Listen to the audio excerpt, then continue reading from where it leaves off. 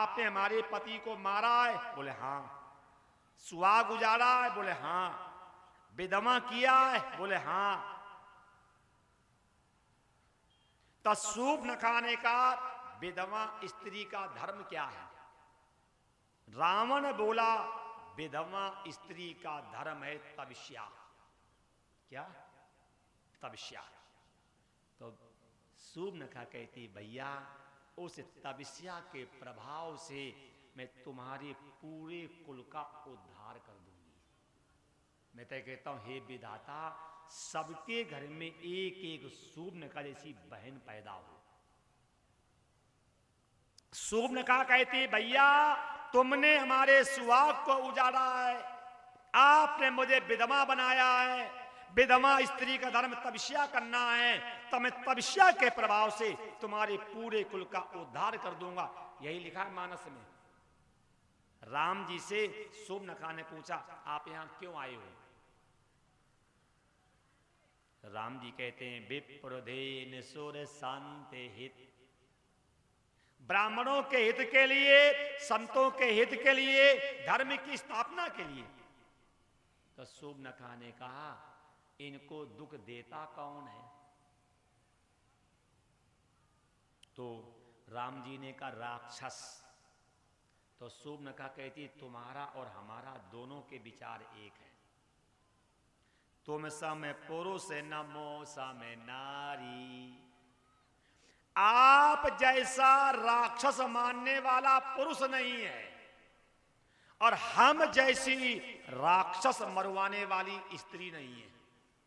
तुम सम पुरुष और न मौसम नारी, और यह संयोग विद रचा विचारी।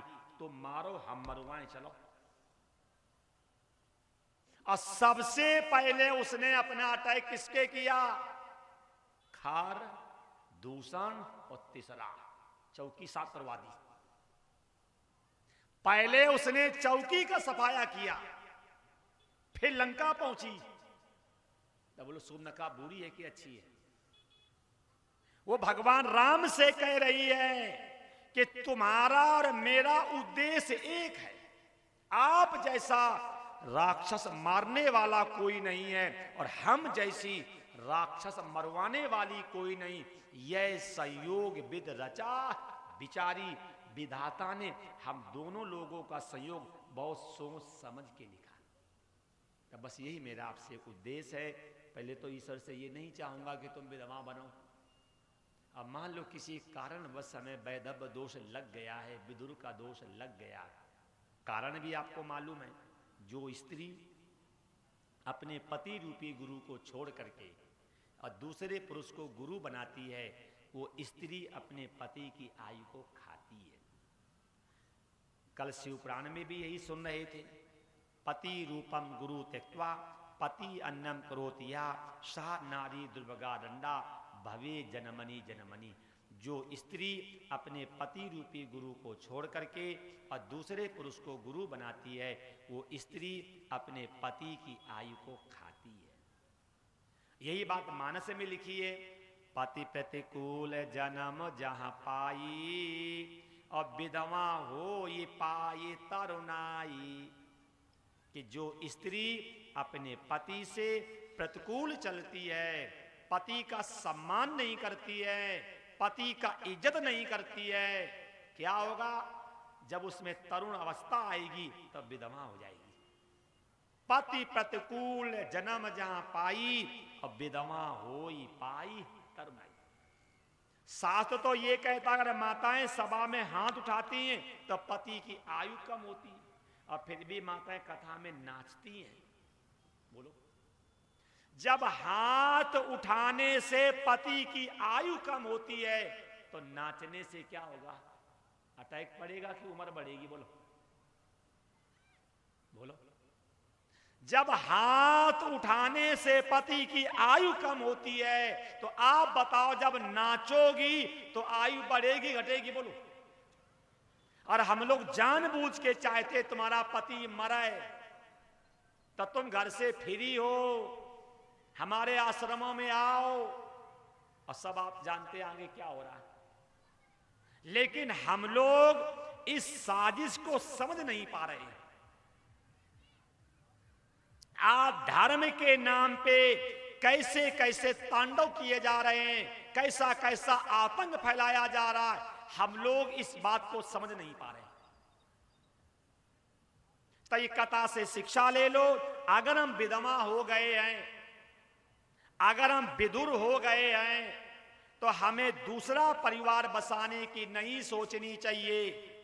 हमें इसी जीवन में अपना अगला जीवन बनाने की तैयारी करनी चाहिए, जैसे शुभ नखा। क्योंकि जब पहले जीवन साथी से सुख नहीं मिला, तो चाहे दूसरा नहीं तीसरा विवाह कर लो, फिर भी हमें सुख मिलने वाला नहीं। ये कथा शिव पुराण से शिक्षा लो। कैसे भी विवाह हो चाहे ना हो, बच्चे हो चाहे ना हो, पैसा हो चाहे ना हो, घर हो चाहे ना हो, लेकिन हमें ईश्वर की भक्ति नहीं छोड़नी चाहिए। क्यों? ये चारों काम तो बार बार होंगे।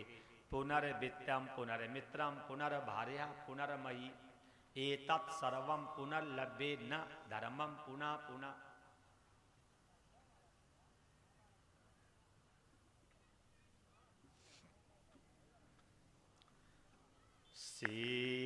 सीताराम सीताराम सीताराम सीताराम।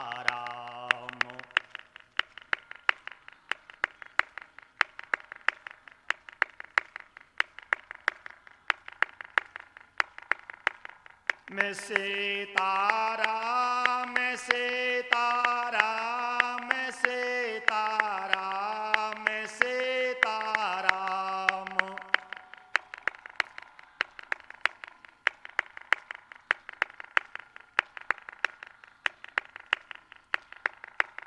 मैं राजा राम राजा राम राजा राम राजा राम।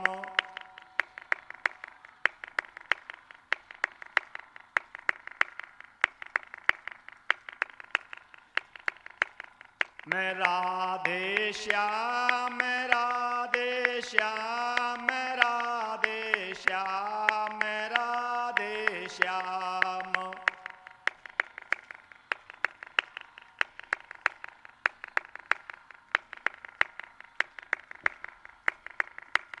मैं राधे श्याम राधे श्याम राधे श्याम राधे श्याम।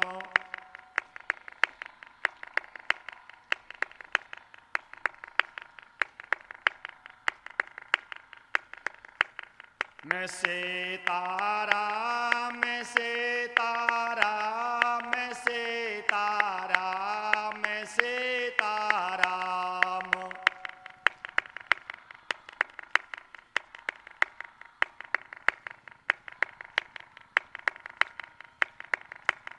बोलो रामचंद्र भगवान की जय।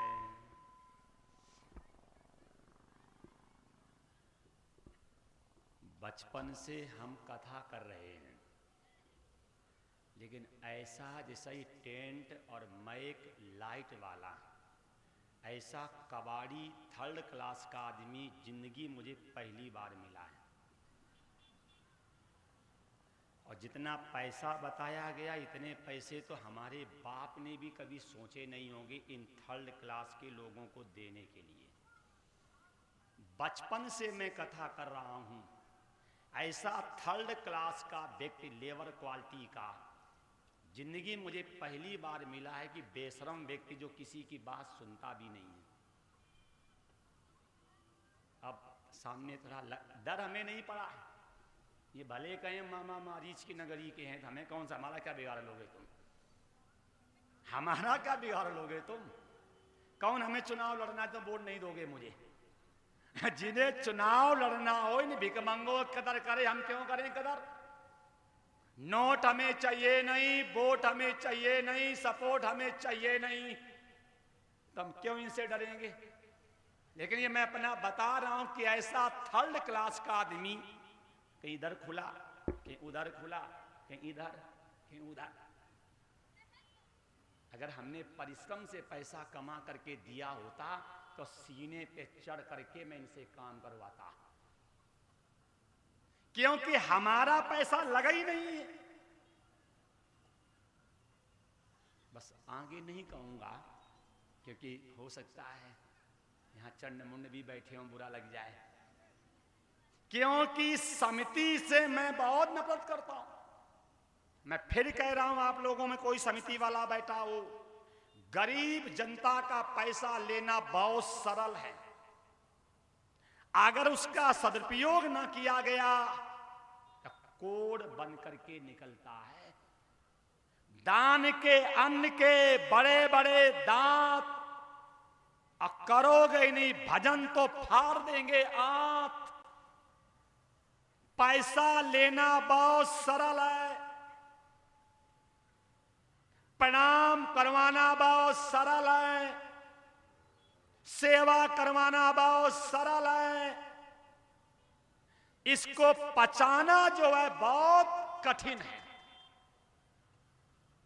प्रसंग पे आ जाओ, थोड़ी मेरी आदत है इधर उधर भी बोलने की, आदत है इसलिए मैं कह देता हूं। ये कथा से शिक्षा लो। गणेश जो हैं विवेक का प्रतीक हैं, कार्तिकेय जी हैं पुरुषार्थ का प्रतीक हैं। कोई भी पुरुषार्थ करिए, अगर विवेक का आदर करोगे तो आपका पुरुषार्थ सफल होगा। अगर विवेक का आदर करोगे तो आपका पुरुषार्थ सफल होगा। तो अगर हम विवेक का आदर नहीं करेंगे तो कभी भी हमारा पुरुषार्थ सफल हो नहीं सकता। कभी भी मेरा